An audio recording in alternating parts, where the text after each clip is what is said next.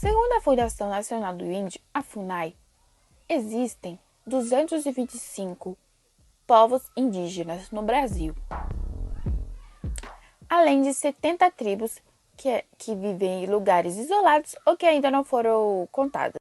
Segundo o IBGE, o país tem cerca de 7.100 localidades indígenas e 5.972 localidades quilombolas. São Paulo é o quarto município com maior população indígena. Em São Paulo, existem 38 tribos indígenas e no Brasil, 0,4% da população é formada por índios, no total de 800 mil vivendo no país. De acordo com o Instituto Brasileiro de Geografia e Estatística, a população indígena no estado de São Paulo era composta por 41.794 pessoas. Desse total, 4.960 indivíduos vivem em terras indígenas distribuídas pelo litoral sul e norte, Vale do Ribeira, região metropolitana de São Paulo e pelo oeste do estado. Essa população que habita terras indígenas pertence a diferentes povos, predominando a presença dos Guarani-Mbaia, Tupi, Caiagangue, Krenak e Terena. No estado de São Paulo, vive 41.794 índios, que representam 5% da população indígena no Brasil.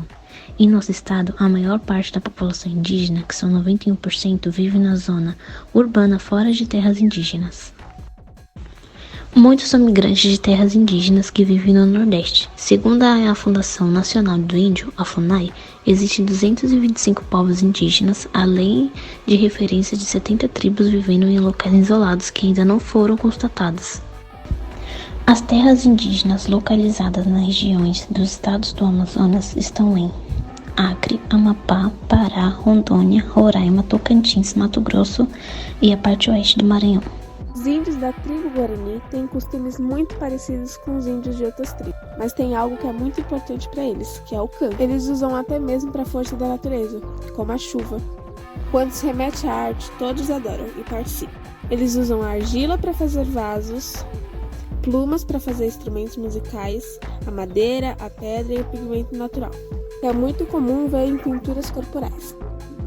Eu vim falar sobre alguns costumes indígenas que eu achei bem bacana e eu vim compartilhar isso aí.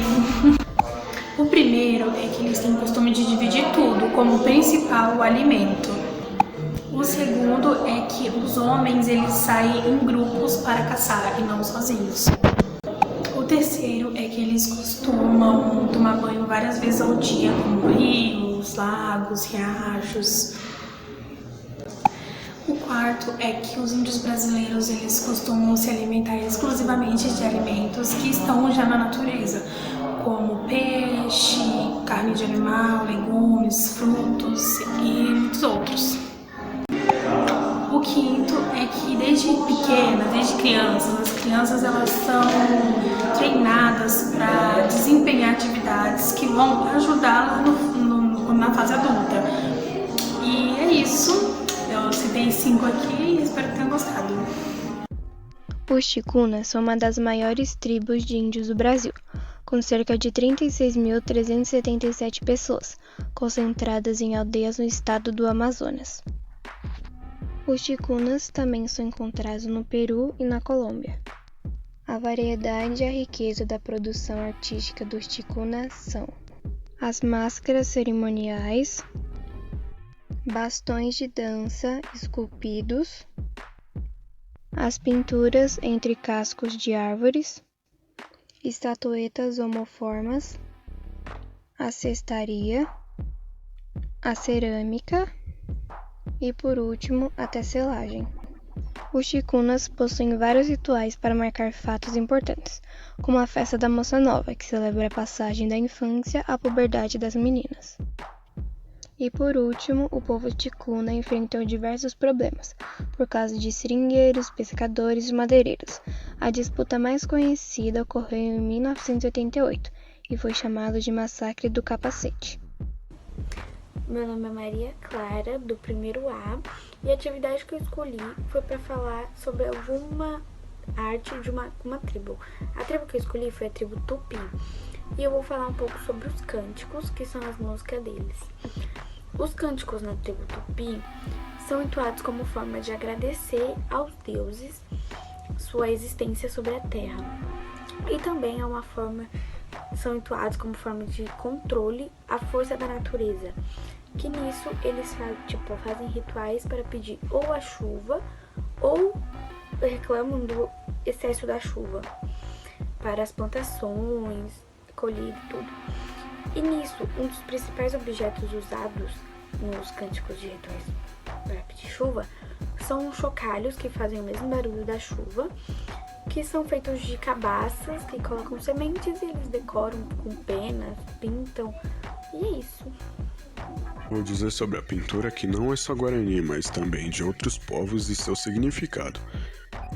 Essas características da própria tribo são pequenas pinturas e traços. As pinturas são marcas de muitas etnias e são diferentes para cada ocasião.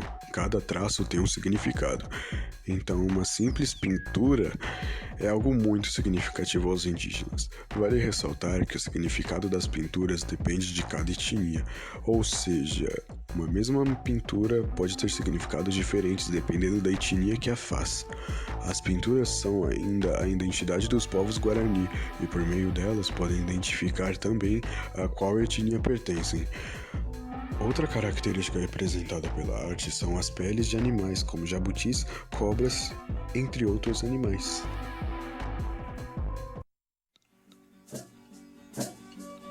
Os índios Guarani foram o maior povo em quantidade de indivíduos a viver no Brasil. Eles são originários do tronco da família linguística Tupi-Guarani. No Brasil, os Guaranis vivem nos estados brasileiros do Mato Grosso do Sul, São Paulo, Paraná, Rio Grande do Sul, Rio de Janeiro, Espírito Santo, Pará, Santa Catarina e Tocantins. Somente no país há 57 mil indivíduos conforme o IBGE. Os grupos são diferenciados internamente pela maneira como manifestam a cultura, a organização social, a política, a língua e ainda a forma de praticar a religião. A arte indígena está presente na essência do povo brasileiro, sendo um dos pilares para a cultura do país, que é resultado da miscigenação de vários grupos, dentre eles os povos indígenas. Cerâmica, máscaras, pinturas corporais, cestaria e plumagem resultam em uma arte tradicional compartilhada, a arte indígena. A organização social e os cantos estão entre as mais evidentes manifestações culturais dos povos Guarani. Para eles, a tecorá é parte integrante da família. Entre as décadas de 70 e 80, se inicia o processo de mecanização das culturas, principalmente as de soja e cana-de-açúcar. Os produtos ainda são os principais commodities agrícolas da região. As atividades que vêm de gerações e gerações. Os índios guaranis lutam pela sobrevivência do povo e pela sobrevivência do significado que ele tem.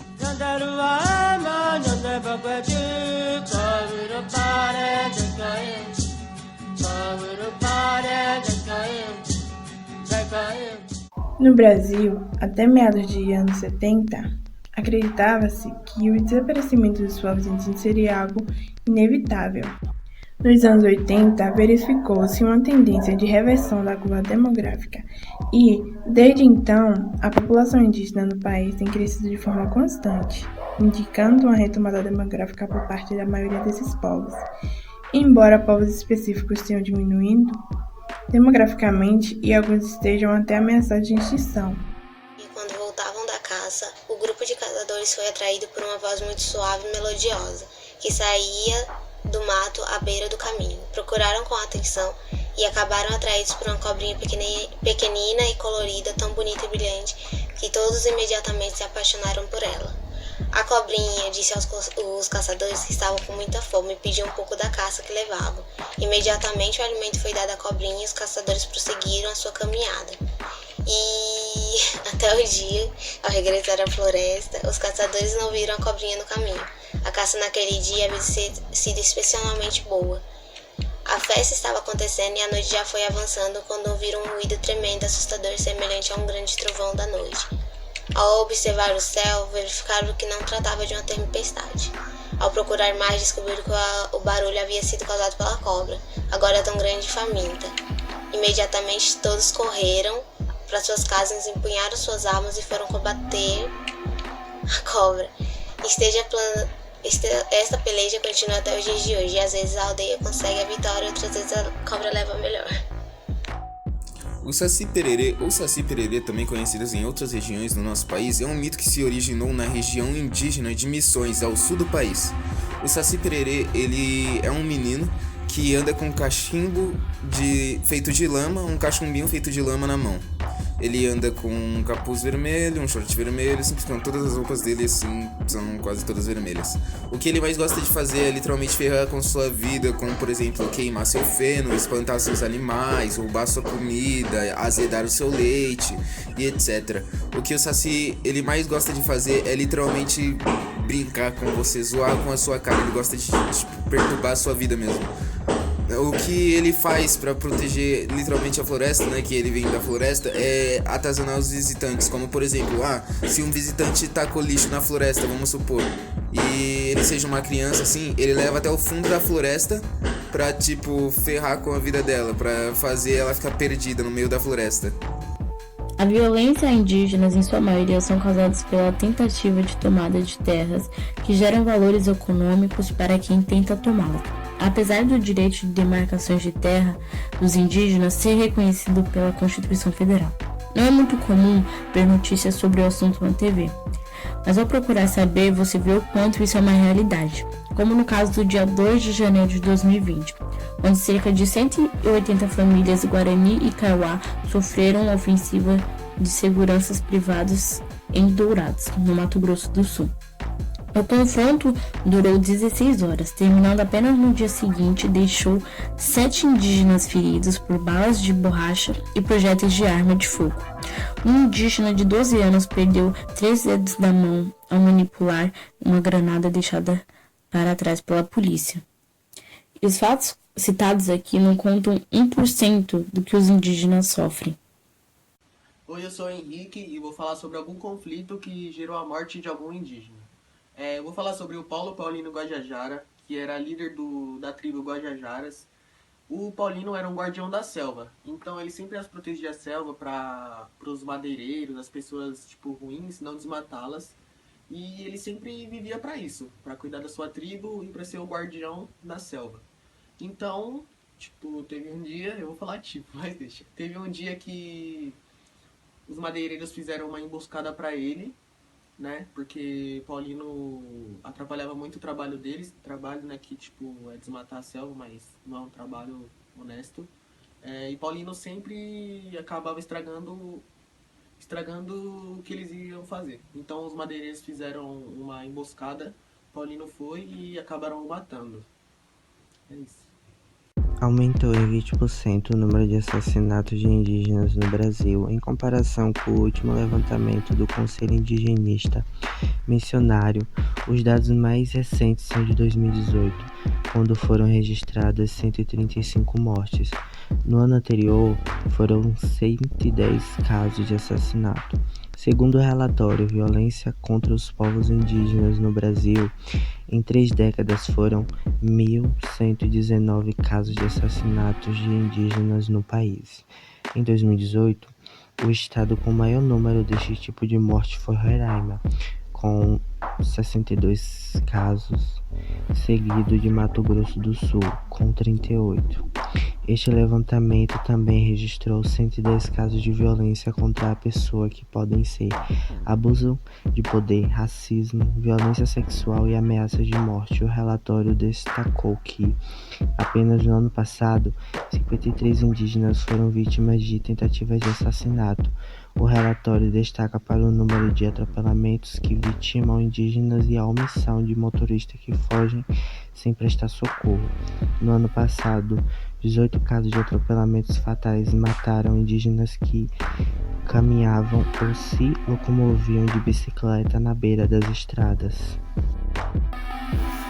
O relatório anual do Conselho Indigenista Missionário registra um aumento significativo de casos de violência contra os povos indígenas brasileiros, como homicídio, episódios como apropriação ilegal de terras, recursos naturais. Segundo o relatório, 135 indígenas foram assassinados em 2018. um aumento de 23% em relação ao ano inteiro. Esse número soma-se ainda às mortes em decorrência da omissão do Estado, com os casos de homicídio 101 indígenas e das mortalidades infantil, 519 crianças já foram mortas. Em 2019, aponta que nos primeiros 9 meses já foram registrados 160 casos de invasão de terras, exploração ilegal de recursos naturais e danos patrimoniais. Em 153 territórios indígenas, dobram as áreas em relação ao ano passado. Pataxós. A pintura indígena é muito mais do que linhas e figuras lançadas sobre a pele de uma forma aleatória. Ela é a identidade de um povo e a forma como eles se comunicam e transpassam seus valores culturais. Como vocês podem ver aí na tela, cada símbolo utilizado por eles tem o seu significado. Para passar esses símbolos para sua pele é utilizado a tinta da fruta do jenipapo e do urucum. Normalmente essas pinturas são utilizadas em ocasiões especiais, como casamento, nascimento, luto, guerra, dança e etc. As cores também podem influenciar em seu significado. Gurkes é a marca dos pataxós. Eles utilizavam matérias-primas renováveis para a realização dos objetos, tais como madeiras, semente, argila, palha, cipó, bambu e etc. Para eles, são muito mais do que uma fonte de renda, é a representação da sua cultura. Eles colocam em prática tudo aquilo que os seus antepassados ensinaram para eles, e cada um deles tem o seu significado, como esse colar aí, que para eles são um significado de proteção.